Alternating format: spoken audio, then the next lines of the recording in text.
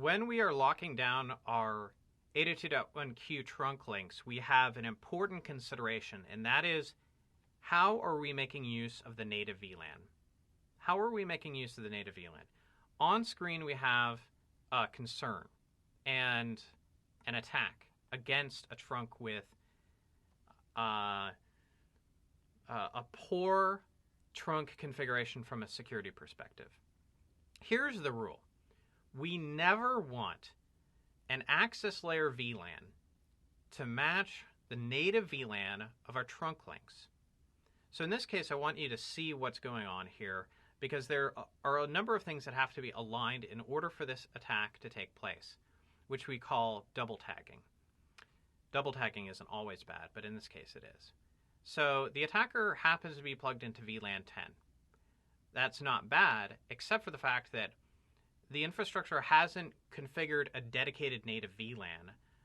They have used a VLAN that exists at the access layer. So normally we like to configure a native VLAN of 99 or 999, and the convention is we stay away from using that VLAN for anything other than the native VLAN on trunk links, and we never use it for the access ports.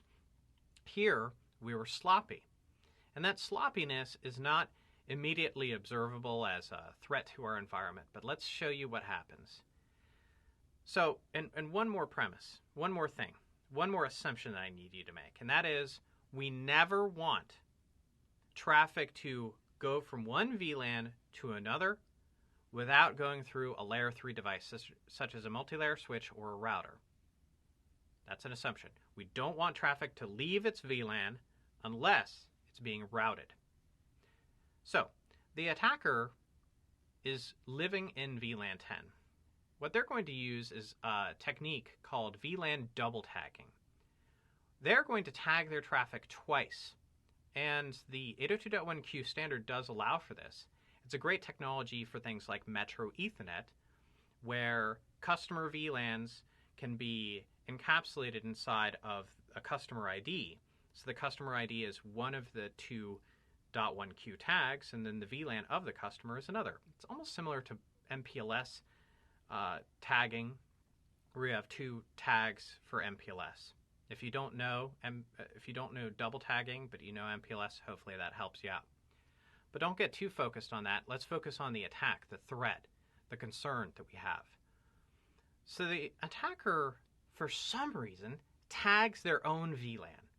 Now, you would never expect a client to do this. The client is not going to know their own VLAN, right? The client is not going to know its own VLAN. But the hacker figures this out, and they tag it.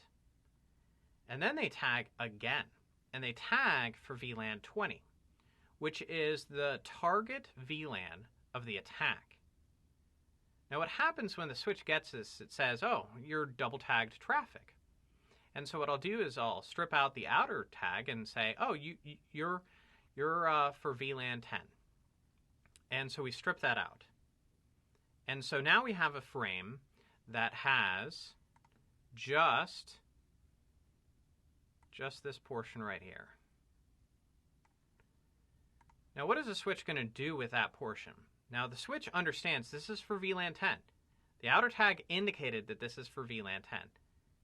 And so the switch sees that and says, great. Then what I'm going to do is I'm going to send that out, but without the VLAN 10 tag. Why? Because the switch believes that this is traffic for VLAN 10. And so it sends it into this trunk saying, oh, it's the native VLAN. I don't need to retag that as VLAN 10. So then what we have is this frame header that the hacker controlled. Just thinking about it from a high level, we don't want people to be able to add infrastructure headers into our environment. We don't want a hacker to be able to control the tag for 802.1q. So we have this frame that now is for VLAN 20.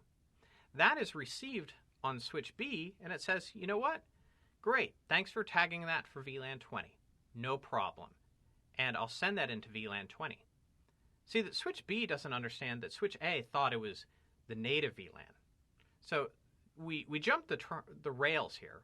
We jumped from VLAN 10 to VLAN 20 along this trunk. It was sent as VLAN 10, at least switch A believed it was VLAN 10, but switch B got it, read it as VLAN 20. Now, the switches aren't doing anything fundamentally wrong, except for the fact that we permitted a hacker to communicate into a VLAN and bypass a router. This is usually going to result in unidirectional traffic, but what if that's like a ping of death? What if that is enough of a powerful payload to maybe gain control of the system, crash the system, inject bad malicious code into that system? So what we do is this. We use a native VLAN that we don't expect to ever use in the infrastructure. We don't expect to ever use VLAN 999 in the access layer. And I would even name it as such. I would indicate native VLAN inside of the VLAN database, and maybe even follow with don't use. And then all of our trunks need to agree about the native VLAN, and we want them to make use of this.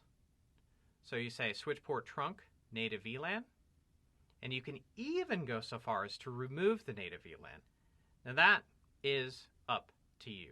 I've seen it done both ways, and I don't think that there's a huge benefit from removing the native VLAN from the allowed VLAN list. But what this command does is it preserves the integrity of the allowed VLAN list while just removing one. So this is a great templatized config. You could apply this. So long as you had VLAN 999, safe to use as your native VLAN, you could apply this to any trunk, and it's going to work like a champ for you, because it's saying, yeah, I'll take whatever allowed VLANs you have and just weed one out, remove one. Now there's another thing that you can do, and this is a very big switch. Normally, the native VLAN is about the untagged VLAN. Normally, the native VLAN is untagged as it goes across. However, what you could do is you could say, I want to tag that VLAN also. This is a wild and crazy thing. Not a lot of people know how to use it, but let me show you the syntax just in case you want to pull this rabbit out of your hat. This is one of those commands that's just like, whoa, I didn't even know you could do that. You could talk to a lot of people in Cisco that are good with switching, and they might not know this. VLAN.1Q tag native. And then that says, if we do that on all of our switches, then everything is tagged. And then we wouldn't have the VLAN hopping threat anymore, because the threat assumes that the native VLAN is untagged. If it becomes tagged, then the threat is mitigated.